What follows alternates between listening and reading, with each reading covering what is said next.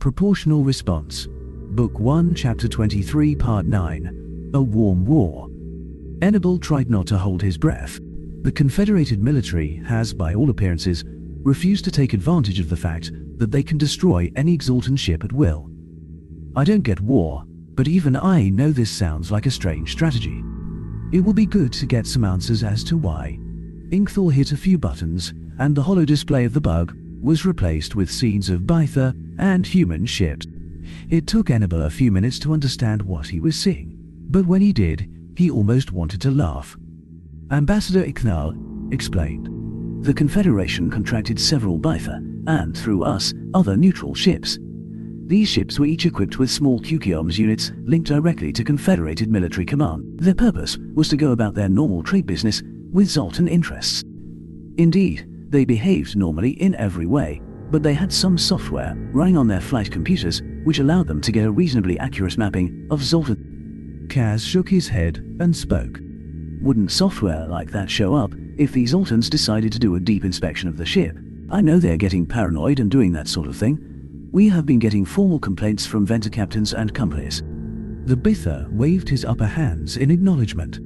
The software was loaded into operational memory by Kyokam before they entered the system, and removed before they docked. Tricky to do so that inspectors can't catch it. They do have some reasonably competent computer people on those inspections, but nothing a team of Bytha and human hackers couldn't take care of.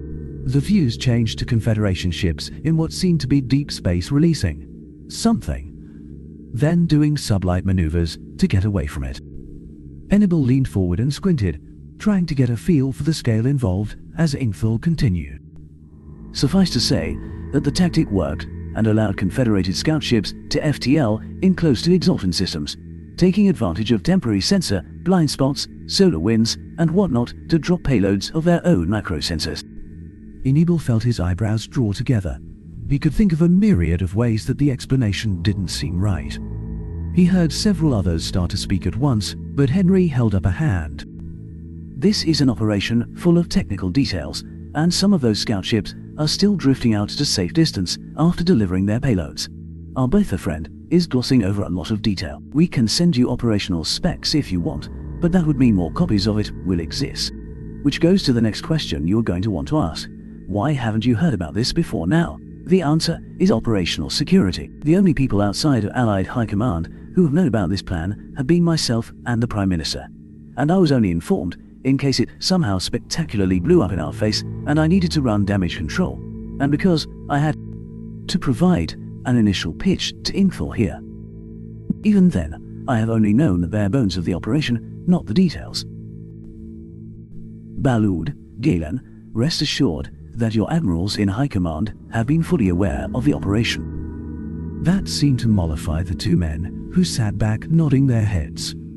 Kaz and Golner looked slightly annoyed, but more at the circumstance than Henry. Yoro looked... A thought occurred to Hannibal, and he spoke without even considering it. Wait, why would you undertake such an operation if you expected us to win today? Kaz answered, gravitas in his voice. Insurance. You know the phrase, Hannibal. Prepare for the worst, hope for the best, and be ready with your contingencies. The humans have their own version of the phrase, but so do most species, with a homeworld index higher than 5 or 6. Balud nodded, but then continued in forceful tones. This is all well and good, and has a lot of implications to address the military concerns of a prolonged war, but does nothing to address the PR, my government. And I agree with them here. Say it is time to start taking Zoltan planets. All of us have plenty of ground troops, and it is time to bring the Kothro fully into play where they can do the most good. We put boots on the ground and start taking their worlds. Kaz chimed in. Nothing wins friends like victory, and each conquered Sultan world will convince everyone that we are the winning team. And I do mean we here. The Diadem is ready to officially throw in with humanity and take the fight to the Altan streets. I also know for a fact that the Ruxa will get off the fence and officially join us, as well as several of the other higher index species with strong militaries. My analysts and I have run the numbers, Henry.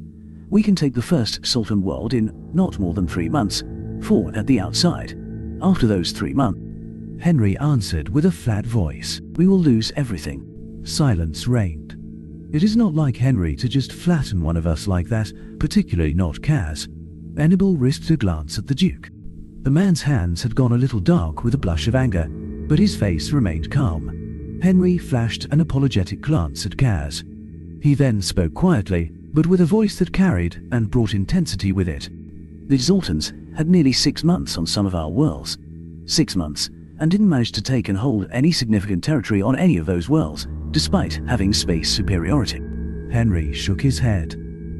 Your analysts probably all concur with Kaz here, but they are leaving out something terribly important.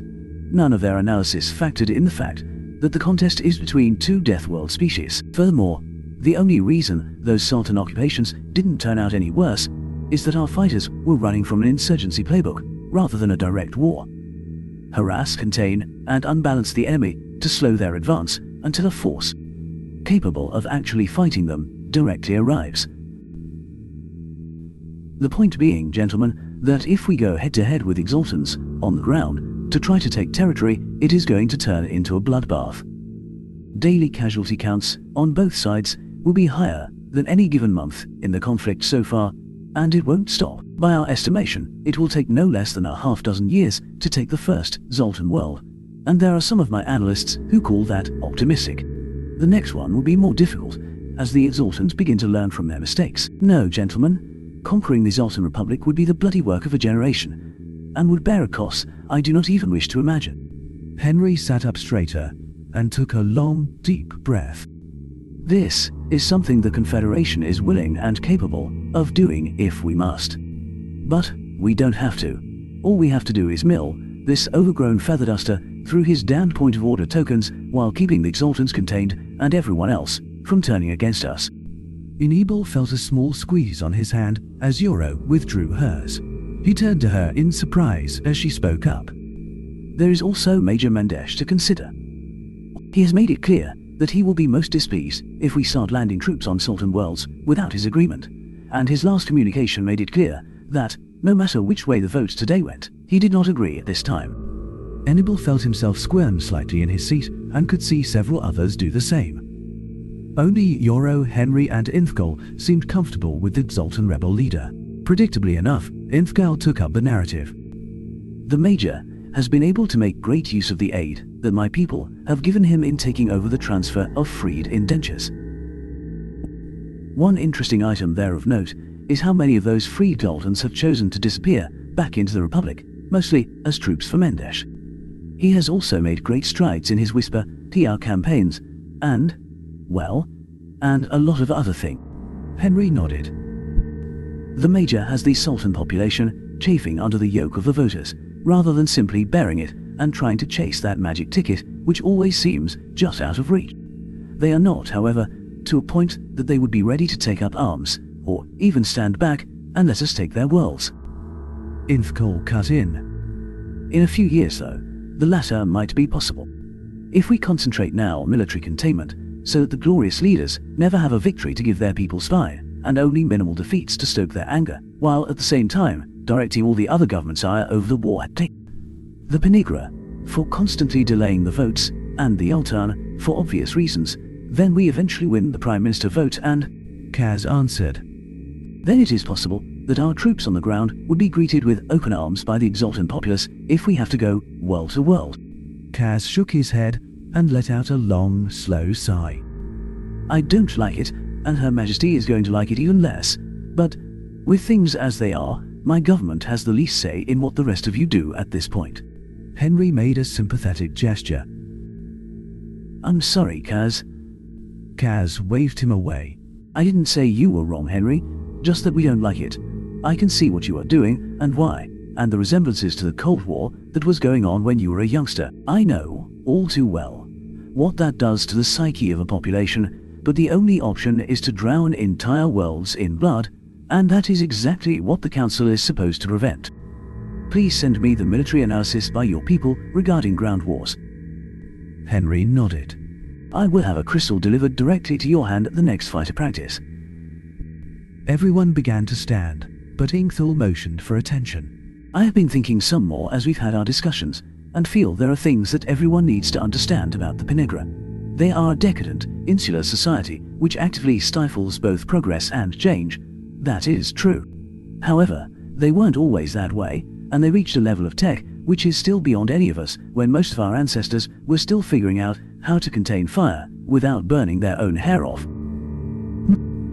Then of course, they fell into stagnation, but they did so in large part on purpose, and that stagnation is strange. Part of their dislike of change extends to keeping what they already have running.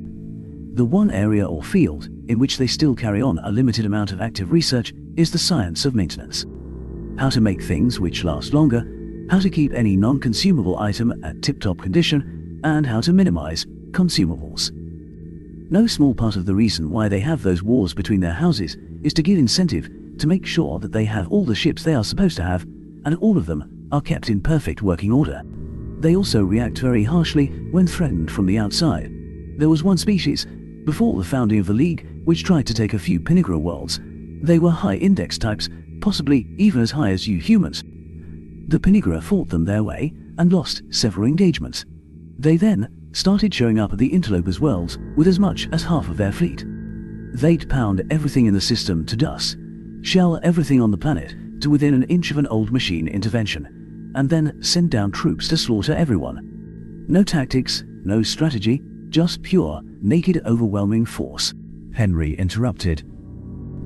We found no records of any of this.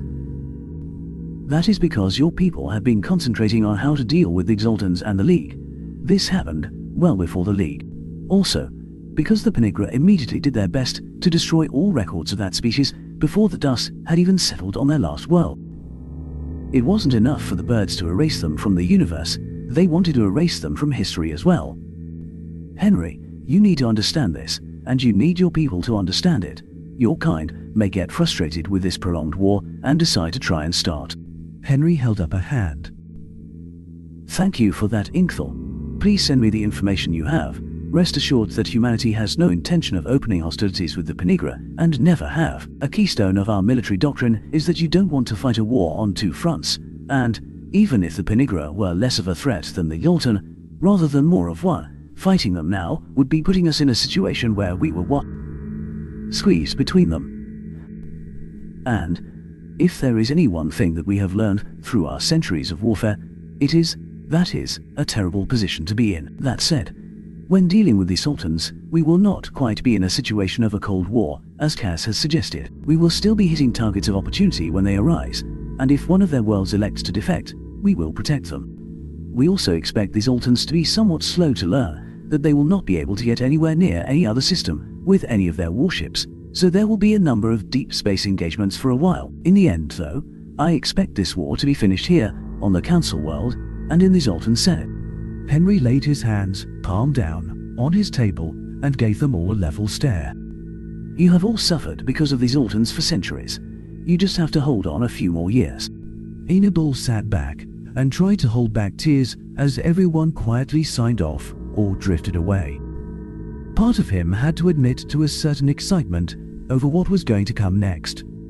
He had frequently felt like a fifth wheel for a long time now, but the political and diplomatic challenge of the next few years would be exactly the sort of thing they'd need him for. Given the circumstances, he wasn't sure which was worse.